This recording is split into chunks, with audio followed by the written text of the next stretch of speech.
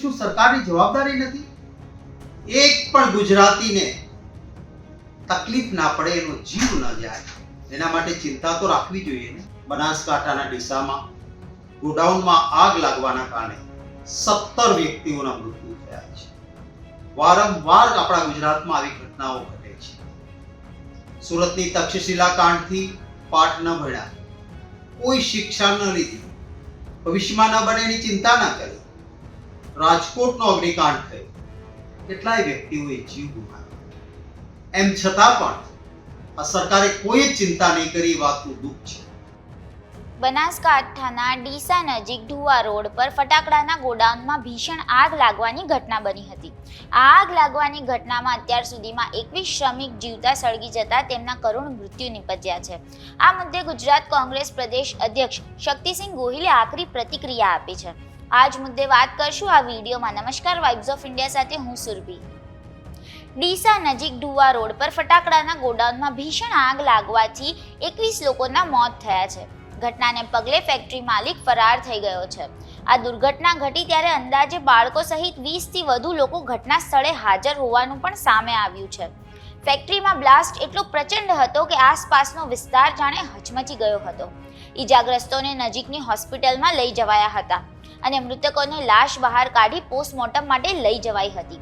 આગ એટલી વિકરાળ હતી કે એમનું પોસ્ટમોર્ટમ કરવું અને ઓળખ કરવી પણ મુશ્કેલ બની છે. ત્યારે આ સમગ્ર ઘટના અંગે ગુજરાત પ્રદેશ કોંગ્રેસના અધ્યક્ષ શક્તિસિંહ ગોહિલે કહ્યું કે વારંવાર ગુજરાતમાં આવી ઘટનાઓ બને છે. તેમણે સુરતના તક્ષશિલા કાંડ, રાજકોટ અગ્નિકાંડને યાદ કરી સરકાર પર પ્રહાર કર્યા કે આમાંથી કોઈ પાઠ ન ભણ્યા અને સરકારે કોઈ ચિંતા જ નથી, એનું દુઃખ છે. સાંભળો શક્તિસિંહ ગોહિલે વધુમાં શું કહ્યું.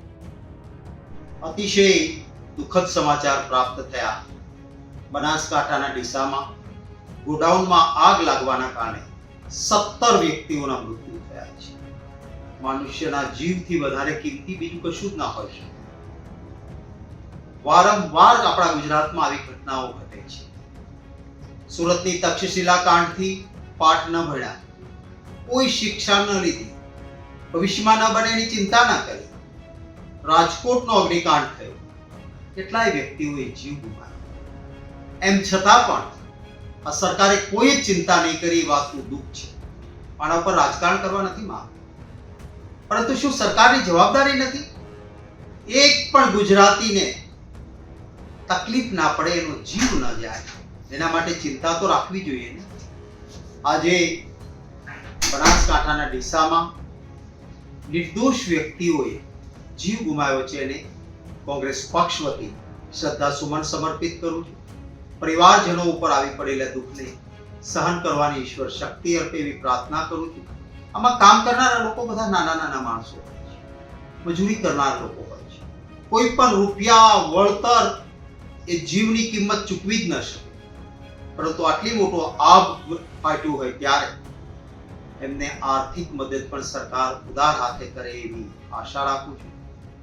અને એટલીસ્ટ હવે સરકાર ભવિષ્યમાં આવું ન બને એના માટેની ચિંતા કરે એવી અપેક્ષા. દેશ દુનિયા અને ગુજરાતના તમામ સમાચારો માટે જોડાયેલા રહો વાઇબ્સ ઓફ ઇન્ડિયા સાથે.